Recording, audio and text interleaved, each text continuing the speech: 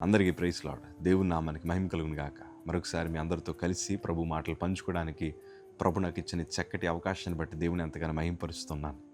మీరందరూ పెడుతున్న ప్రతి కామెంట్కి మేము ప్రార్థన చేస్తున్నాం.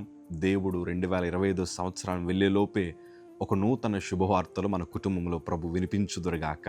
ఆమేన్. ఈరోజు మన జీవితంలో కొన్నిసార్లు మనకుండే కష్టాలు బట్టి, మనకుండే రోగాలు బట్టి, మనకుండే ఫైనాన్షియల్ ప్రాబ్లమ్స్ బట్టి, మనకుండే కష్టాలు బట్టి మనం ఎన్నోసార్లు ప్రభు దగ్గర ఈ మాట అంటాం, తండ్రి నా ప్రాణం తీసేసుకో అయ్యా, నేను చనిపోతే ఎంత బాగుంటుందో తండ్రి, ప్రభా నేను బ్రతకలేకపోతున్నాను, తండ్రి నేను జీవించలేకపోతున్నానయ్యా అని ఎన్నోసార్లు పర్యాయాలు మనం ప్రార్థన చేస్తూ వచ్చాం. ఒక చిన్న సందర్భంని ఈరోజు మీకు దేవుని వాక్యంలో జ్ఞాపకం చేస్తాను. అందరము వాక్యం తెరుద్దాం. మార్కు సువార్త 5వ అధ్యాయము 25వ మాట మనం చదవగలిగితే, 12 ఏళ్ల నుండి రక్తస్రావం రోగం కలిగిన ఒక స్త్రీ ఉండెను. ఆమె అనేక వైద్యుల చేత ఎన్నో తిప్పలు పడింది. అంటే ఒక మాట మీకు జ్ఞాపకం చేస్తాను. 12 సంవత్సరాల నుండి ఎంతోమంది వైద్యుల దగ్గరికి ఆమె తిరగడం గల కారణం ఏంటో తెలుసా? బ్రతకాలి అన్న ఆశ. ఆమెకున్న రోగము మందులేని రోగమే. ఆమెకున్న రోగము తన శరీరాన్ని, తన రక్తమును పాడు చేసిన రోగమే.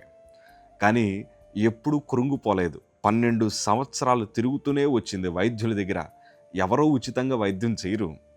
ఎంతో ధనమును ఆమె ఖర్చు పెట్టగలిగింది. ఎన్నో పరిస్థితులు ఆమె చూడగలిగింది. బహుశా ఆమె పక్షాన బంధువులు ఉన్నారో లేదో రాయబడలేదు, కానీ ఆమె మాత్రం చాలా శ్రమ పడింది అని రాయబడి ఉంది. కానీ 12 సంవత్సరాలు ఆ బ్రతుకులో, ఆ బ్రతకాలన్న తలంపుల మధ్యన ఆమె కొట్టిమిట్లాడుతూ ఎన్నో సమస్యలు అనుభవిస్తూ ఒకానొక రోజు ప్రభు కోసం ఆమె వింది. ఈ 12 సంవత్సరాలు ఆమె ప్రభు కోసం వినలేదు. ఈ 12 సంవత్సరాలు ఆమె రకరకాల ప్రాంతాలను తిరిగింది. ఈ 12 సంవత్సరాలు ఆమె ధనమంతా ఖర్చు పెట్టింది. కానీ ఒకానొక రోజు ఆమె ప్రభు కోసం వింది. మనకుండే అదృష్టం ఏంటో తెలుసా? దేవుని వాక్యాన్ని చేతపట్టుకొని విశ్వాసంతో అడుగులు ముందుకేసే కృప ఇచ్చాడు. ఆమె 12 సంవత్సరాలు బాధపడింది. కానీ ఒక్కసారి ప్రభు కోసం తెలియగా విశ్వాసముతో యేసయ్య వస్త్రపు చెంగు పట్టుకుంటే చాలు, నేను బాగుపడతానన్న విశ్వాసముతో ప్రభువుని వెతకడం ప్రారంభించింది.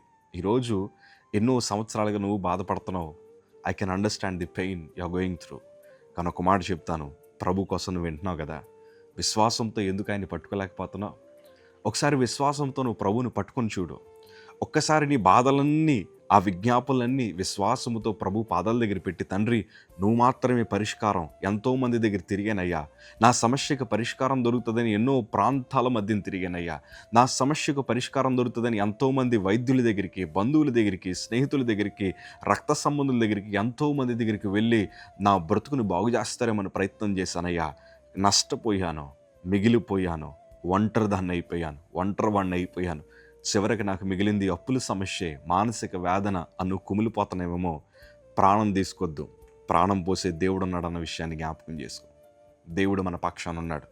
ధైర్యంగా అడుగుల ముందుకేసి విశ్వాసంతో ప్రార్థన చేద్దాం. త్వరలో అద్భుతాన్ని మనం చూస్తాం. God bless you.